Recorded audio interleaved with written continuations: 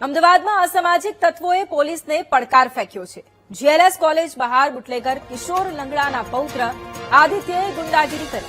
અસારવાના bootlegger કિશોર લંગડાના પૌત્રએ ગાડીમાં તોડફોડ કરી છે।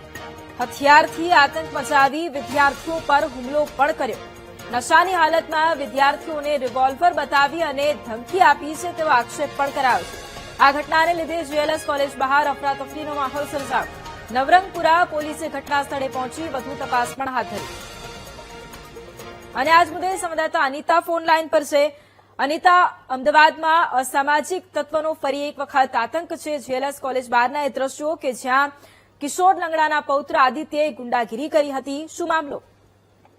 જી ખાસ તો જે પ્રકારે ફરી એક વખત બુટલેગર જે કિશોર લંગડા છે તેનો પૌત્ર જે છે તેની દાદાગીરી સામે આવી છે।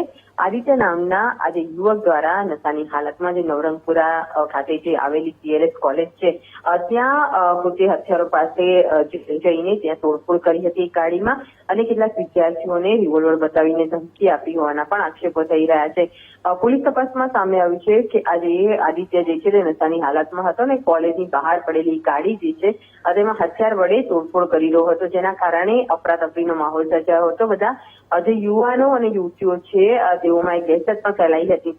ખાસ કરીને આજે કિશોર લંગડાના પુત્ર આદિત્ય રાઠોડની વાત કરવામાં આવી તો અગાઉ જે શાહીબાગ વિસ્તારની અંદર ફોર્ચ્યુનર ગાડી લઈને અસારવા જતો હતો એ દરમિયાન એક જે મોપેડ પર જઈ રહેલા એક વ્યક્તિને ટક્કર મારતા તેનું ઘટના સ્થળે મૃત્યુ નીપજ્યું હતું। આ કેસમાં પણ પોલીસે તેના પિતાની ધરપકડ કરી હતી, કારણ કે ત્યારે તે કિશોર વયનો હતો, પરંતુ ફરી એક વખત આ તેની દાદાગીરીના સીસીટીવી સામે આવતા નવરંગપુરા પોલીસે આજે આરોપી છે તેની વિરુદ્ધ ગુનો દાખલ કરવાની કાર્યવાહી હાથ ધરી છે અને સીસીટીવી ફૂટેજમાં દેખાતા અન્ય યુવાનોને લઈને પણ તપાસ કરવામાં આવી રહી છે।